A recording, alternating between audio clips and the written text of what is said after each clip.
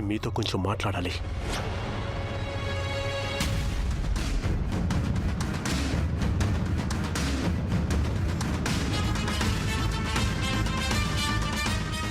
మేము మీతో కాస్త ఒంటరిగా మాట్లాడాలి.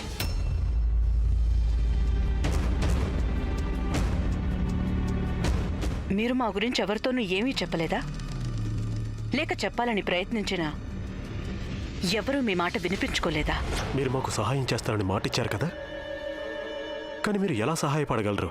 ఎందుకంటే మీరు ఈ మహల్లోకి మా బద్ధ శత్రువు లక్ష్మణ్ సోదరిగా వచ్చారు. లక్ష్మణ్ నన్ను ఇక్కడికి తీసుకొచ్చాడు అంతే. ఇక్కడే ఉండిపోవడానికి ఆసరా మీరే ఇవ్వాలి కదా చిన్నరాజావారు. లక్ష్మణ్ ఇదంతా కేవలం డబ్బు కోసమే చేశాడు. అతనికి నా గురించి నిజం తెలీదు. అంటే మీ గురించిన నిజం మా ఒక్కరికే తెలుసన్నమాట. అయితే మరి మీరు ఈ రహస్యాన్ని రహస్యంగా ఉంచేందుకు మూల్యం చెల్లించాలి రాణి గాయత్రి. మీరు లక్ష్మణ్ని స్వర్ణకి దూరంగా ఉంచాల్సి ఉంటుంది. స్వర్ణ ఒక భార్యగా రాకుమారిగా హద్దులు మీరి ప్రవర్తిస్తుంది. ఆమె మా భార్యని మరిచి మీ ఉండగా పరాయి పురుషుడి వైపు కన్నెత్తి చూస్తే మేము సహించలేము. తన తనవు మనస్సు ప్రాణం మీద కేవలం మాకే అధికారం ఉంది. స్వర్ణ పూర్తిగా మా సొంతం. ఇక మీరు తనని పూర్తిగా కట్టుదిట్టం చెయ్యాలి. అది జరిగితేనే మేం మిమ్మల్ని మీ భర్త దగ్గర ఉండనిచ్చేది. అలాగే పోతే మీరు కూడా నా కోసం పనిచేయాలి.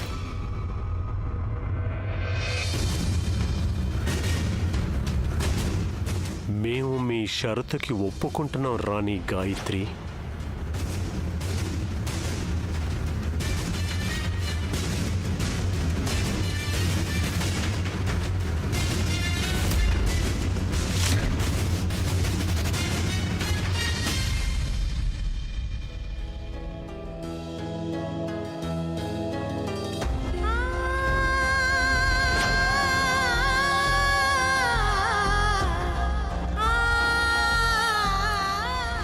నేను నా ప్రేమని పోగొట్టుకున్నాను రాణగారు. ఇంత ద్వేషం ఎందుకు కలిగింది మీకు? అంతలా ఏం జరిగింది? నేనే మీ ప్రాణం అన్నారు, కానీ ఈరోజు నా ప్రాణం తీస్తానంటున్నారు. రాణగారు, నేను మిమ్మల్ని ఎప్పుడూ గాయపరచాలనుకోలేదు. ఏమన్నా?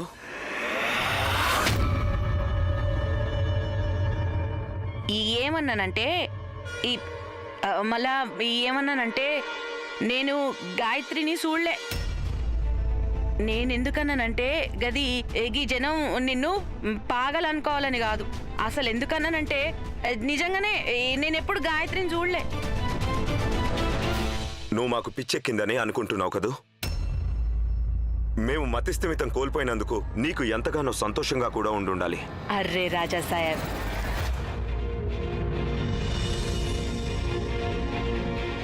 మనసేమన్నా 3 ఏళ్ల పిల్ల అనుకుంటున్నావా ఏంది? ఇట్లా ఊరకనీకే నేను చెప్పిన దానికి అర్థం ఇదా? నా కండ్లకు కనబడలేదన్ననే గాని నీ కండ్లకు కనబడలేదన్ననా ఏంది?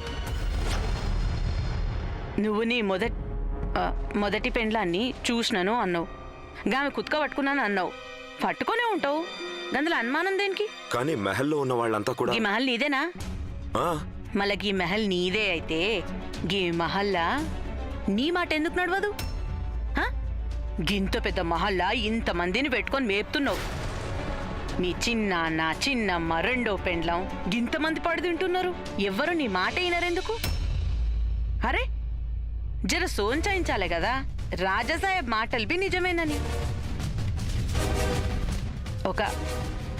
ఒక ముచ్చట చెప్పనా? గీయాల మీ అమ్మ ఈడుండుంటేనా? మేము నీ నుండి సలహా తీసుకునేందుకు రాలేదు. వెళ్ళిక నుంచి మమ్మల్ని ఒంటరిగా ఉండని.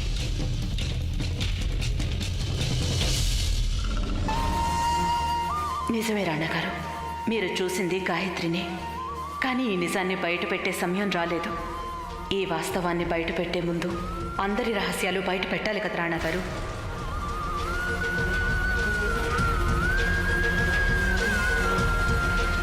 అసలు మీరు ఎందుకు ఇలా చేశారు రాణిగారు? నేను రాకుమారికి దూరంగా ఉంటానని మీరు చిన్నరాజా వారికి ఎందుకు చెప్పారు? చూడండి, నా జీవితం మీద మీకు అధికారం ఉండొచ్చు, కానీ నా మనసు మీద మాత్రం లేదు. మీకు తెలుసు కదా, నేను ఇక్కడికి కేవలం స్వర్ణ కోసమే వచ్చాను. అయినా ఆ జంతువు ఏం చేసింది? స్వర్ణాన్ని పంజరంలో పెట్టి బంధించింది. కానీ మీరేం చేశారు? మీరు వెళ్ళి ఆ జంతువుతో చేతులు కలిపారు. ఇలా చేసి ఉండకూడదు మీరు. ఒప్పుకుంటాను, నేను అలా చేసి ఉండకూడదు. నువ్వు నా మీద నమ్మకం ఉంచు. స్వర్ణక్షేమం నాకంటే కోరుకునేవారెవరూ ఉండరు. అప్పుడు మరో దారి కనిపించలేదు నాకు. నేను స్వర్ణ సంతోషాన్ని కోరుకుంటున్నాను. తనకి సంతోషాన్ని కేవలం రాణాగారే అందివ్వగలరు. కానీ ఇప్పుడే కాదు. రాణాగారికి పాత జ్ఞాపకాలు గుర్తుకొస్తే వారు స్వర్ణ మీద ఏ అత్యాచారం జరగనివ్వరు. నా ఆశలన్నీ వారి మీదే పెట్టుకున్నాను. స్వర్ణకి ఏం జరగదులే లక్ష్మణ్. మీరు గొప్ప. మీరు చెప్పింది నిజమే రాణిగారు. చూడండి, నేను మిమ్మల్ని క్షమాపణ కోరుకుంటున్నాను. అనవసరంగా ఆవేశపడ్డాను, కాస్త ఎక్కువగా మాట్లాడాను. మీరే చెప్పండి, ఏం చేద్దాం? రాణాగారి మనసులో నుంచి గాయత్రి పట్ల ద్వేషాన్ని చెరిపేయాలంటే రాణాగారికి నిజం చెప్పాలి. ఆ రోజు కొండ మీద ఏం జరిగిందో మనం రాణాగారికి వివరంగా చెప్పాలి.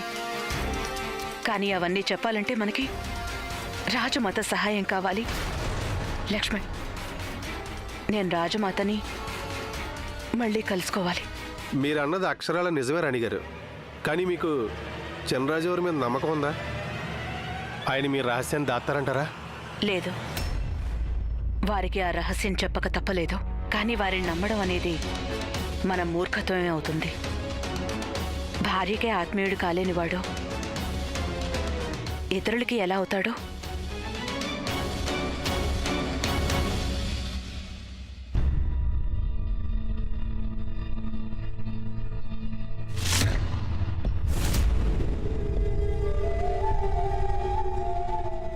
రోజుకొక బంధాన్ని కలుపుకొని తెంచుకునే వారికి బంధం తెగితే కలిగే దుఃఖం ఎలా తెలుస్తుంది?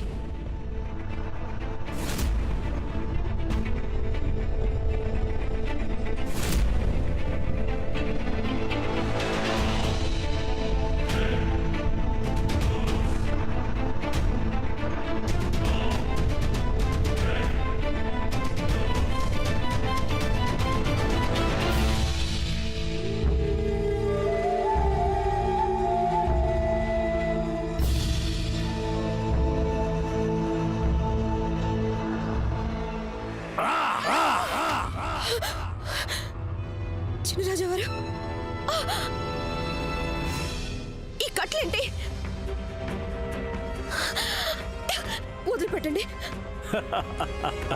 చినరాజావారు. రాకుమారి స్వర్ణలేఖ కేకలు వెయ్యి. అరు, ఈ రోజు నీ కేకలు వినిపించుకునేవారెవరు లేరు. చినరాజావారు,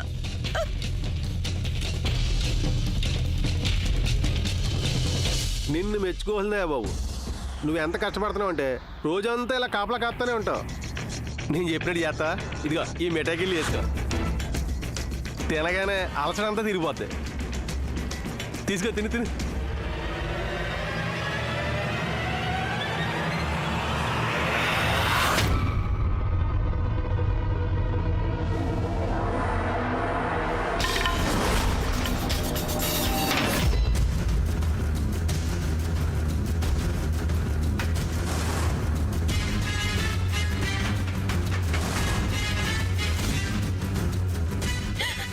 ఈరోజు మేము ఎంతో సంతోషంగా ఉన్నాం.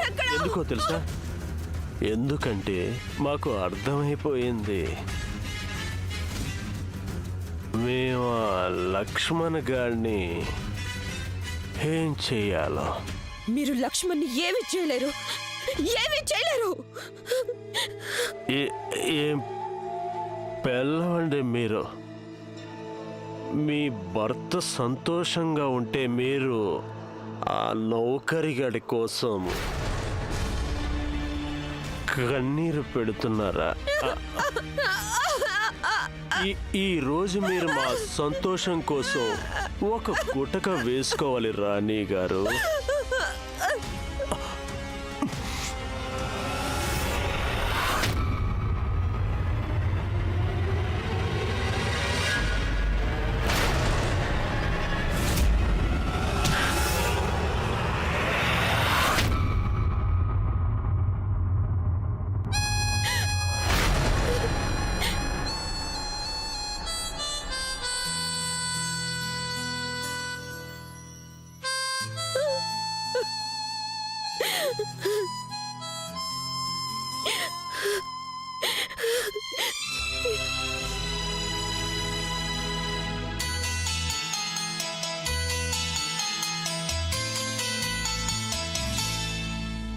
మంచు తాకిన ఈవనం పూలు తొడిగేనా, మూగవోయిన జీవితం మళ్ళీ పలికేనా.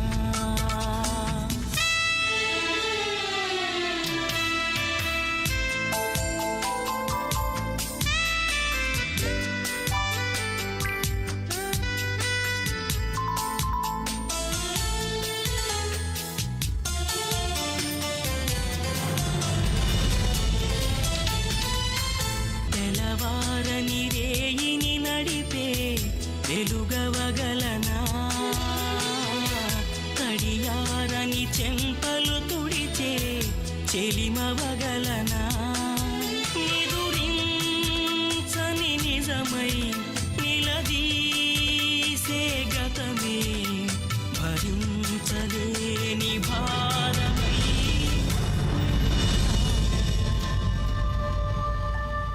అమ్మా, మా ఊర్లో అంటుంటారు, గాలి ఎంత వేగంగా వచ్చినా సరే దీపంలో తైలం ఉంటే గదివే ఎలుగుతూనే ఉంటదని. మీ మనసు దీపం లాంటిదే, దాని ఎలుగు తగ్గిపోదు. నువ్వు నమ్మకం పెట్టుకో చాలు. ఏదో ఒక దినం రాజసాహెబే వస్తాడు, మాఫ్ చేయమని అడుగుతాడు. నువ్వు మమ్మల్ని రాజద్రోహిగా భావించటం లేదా? దేశదిమ్మరినైతే ఏం మాత్రం సమజ్ కదా. ఏ తల్లి తన బిడ్డకి కష్టం కలిగితే ఊరుకోదు. ఖచ్చితంగా ఎవరో రాజసాహెబ్కి నీ గురించి చెప్పుంటారు, బద్నాం చేసుంటారు. గాయత్రి గురించి వాళ్ళు నోరిపోశారు, గాయత్రి మీదకే బాణం సంధించారు. కానీ దానికి మేము బలైపోయాం.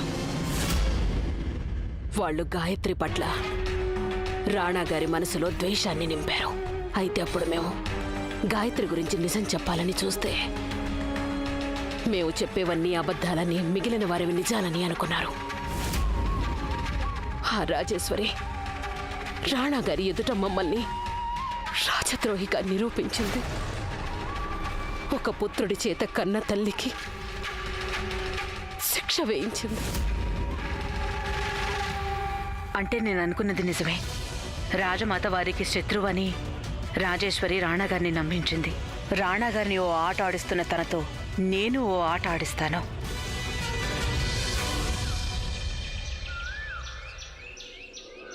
కడుపు నిండా తినుచిన రాజాసాహెబ్, ఇంతవరకు నువ్వు 5 రొట్టెలే తిన్నావు. లెక్క పెట్టకూడదు, దిష్టి తగులుతుంది కదా. ఇంకొకటి వడ్డించు.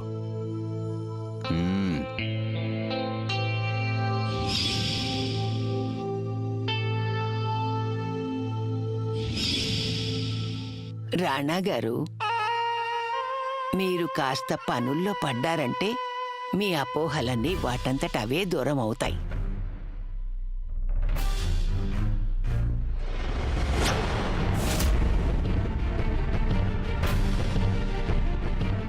రాజాసాహెబ్, జరగా మిరియాల పొడితోని తిని చూడు.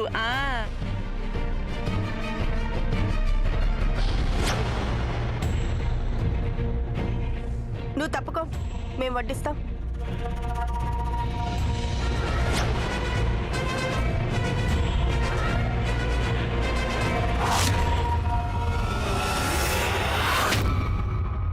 ఏంటి నువ్వు చేసిన పిచ్చి పని? ఇగో రాణి, ఈ దేశదిమ్మరికి ఈ పని చెయ్యకపోయి ఉంటే బాణం నిన్ను గంగలు కలిపే ప్రమాదం తెచ్చేటిది. ఏంటి? మా మహల్లోనే మా రాణి మీద బాణం సంధించేంతటి దమ్ములు ఎవరికున్నాయి?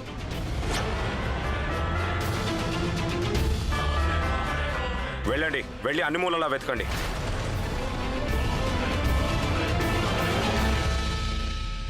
రాణి రాజేశ్వరి, మీరు బానే ఉన్నారు కదా? రాజాసాహెబ్, గదేంది గది?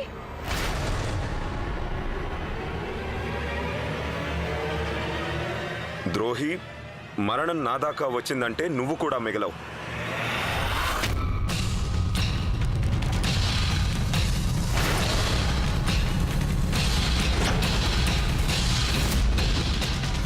ఇలా రాశారేంటి?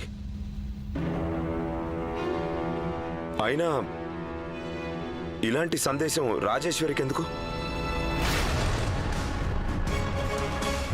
రాజా సాహెబ్, గీతంకి నీ రెండో పెండ్లాంకే అయి ఉంటది. కానీ రాజా సాహెబ్, నీ రెండో పెండ్లాన్ని ఎవరన్నా రాజద్రోహం ఎందుకంటారు?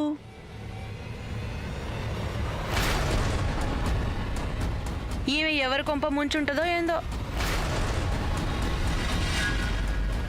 అసలు ఎవరో తెలియటం లేదే. ఎక్కడ మాయమయ్యారు?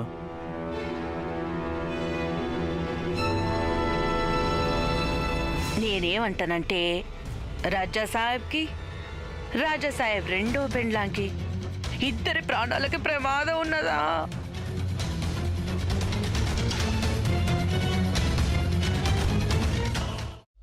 రాణా గారు చూసిందంతా వారి భ్రమ మాత్రమే. అలాగే ఇప్పుడు జరిగిందంతా ఓ బుద్ధి లేని పని. మరి పెద్దరాణి అమ్మ, మీరు రాణా గారు, మీరేమాత్రం కంగారు పడకండి. మేం ఉన్నాం కదా, మొత్తం మేం చూసుకుంటాం.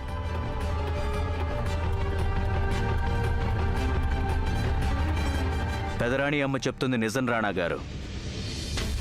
ఈ మహల్లో ఎవరైనా ఏదైనా కుట్ర చేస్తున్నా దాన్ని బట్టబయలు చేసే బాధ్యత పూర్తిగా మాదే. మీరేం కంగారు పడకండి.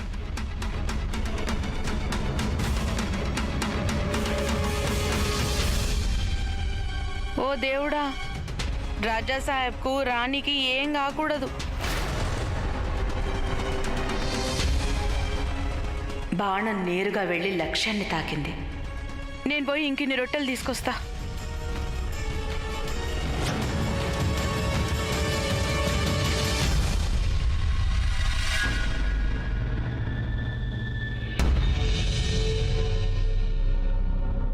రాణి గాయత్రి, మనిద్దరికి ఒక ఒప్పందం కుదిరింది. కానీ మేం మాత్రమే ఆ ఒప్పందానికి కట్టుబడి ఉంటున్నాం. మీరు లక్ష్మణ్ని స్వర్ణకి దూరం చేసేందుకు ఏమీ చేయడం లేదు. 24 గంటలు కాపలా కాయమంటారా? మీకు నేను మాట ఇచ్చాను. లక్ష్మణ్ స్వర్ణకి ఎప్పటికీ దగ్గర కాలేడు. అంతగా దగ్గరయ్యే అధికారం ఒక్క భర్తకి మాత్రమే ఉంటుంది. ఆ మాట నేను నిలుపుకుంటున్నాను. ఒకవేళ మీరు మా పట్ల అతి తెలివి ప్రదర్శించారంటే ఒకటి బాగా గుర్తుంచుకోండి, మేము ఇప్పుడే వెళ్ళి అందరికీ నిజం చెప్పేస్తాం. రాజేశ్వరి మీద బాణం వేసింది మీరేనని. వెళ్ళి చెప్పండి. కానీ గుర్తుంచుకోండి, మీరు నా గురించి చెప్పగానే అందరికీ మీ మీద అనుమానం వస్తుంది. నా విషయం ఇన్నాళ్లు బట్టి మీకు తెలిసినా మీరు మీ వాళ్ళకి ఎందుకు చెప్పలేదని. అదొదిలేయండి. నా విషయం చెప్పడం వల్ల మీకు ఏ లాభం లేదు. నిజాన్ని దాచిపెట్టి కొంత ఆలస్యంగానైనా నేను మీకు తప్పక సహాయపడగలను. లక్షరాజ్, ఏంటి మీరు చేస్తున్న పని?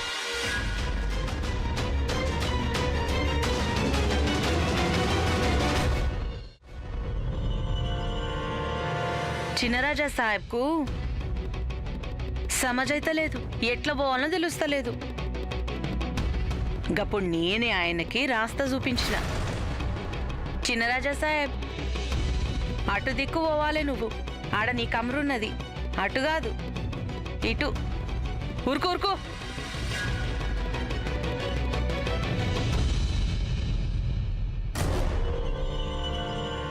ఏం కాలేదుగా? అర్రే రాజా సాహెబ్, గిస్మంటోళ్లనే పాగల్ గల్లం చేసింది ఈ దేశది. మరియా నాకేం కాలేదు. నేను పరేషాన్ అయ్యేది నీ గురించే. నీ జాగల నేనే ఉండుంటే గీ ధమ్కీలను గిట్లా గిట్ల తీసి పారయ్యా, పేగులు తీసి మెడలేసుకుంటుంటియా. గీ దినం నీ పెండ్లాన్ని నేను గనక నూకకపోయి ఉంటే గా బాణం నీ రెండో పెండ్లాం తలలకెంచి దూసుకుపోయి ఉండేడిదా. తర్బూజ పండులా కత్తి దిగుతుందే గట్లనే జరిగేడిది. ఒకసారైతే గురి తప్పొచ్చు, కానీ ప్రతిసారి తప్పుతుందా? జర సోంచాయించు. గీ హమ్ల తప్పకుండా ఎవరో ఇంట్లో వాళ్ళే చేసిండ్రు. రాజద్రోహి. ఈ మహల్లో రాజద్రోహి ఒక్కరే ఉండేవారు, రాజమాత. వారిప్పుడు కారాగారంలో ఉన్నారు. రాజద్రోహి ఒక్కరే అనుకుంటే గీ బాను నీ ముత్తాతేసిండా ఏంది? లేకుంటే మీ అమ్మే బయటికి వచ్చిందా? ఇక రాజా సాహెబ్, నువ్వు రాజద్రోహి నన్ను ఎవరినైతే అంటున్నావో ఆమె మీ అమ్మ పిల్లల కోసం ప్రాణాలు ఇస్తుంది, ప్రాణాలు తీయదు. నువ్వు బాధపడితే దుఃఖించేడిది అమ్మే. ఆమెని గిట్ల జంజీర్లల్లా బంధించి పడేసినావు నువ్వు. నువ్వు మరోసారి రాజమాత గురించి ఎప్పుడూ మాట్లాడదు.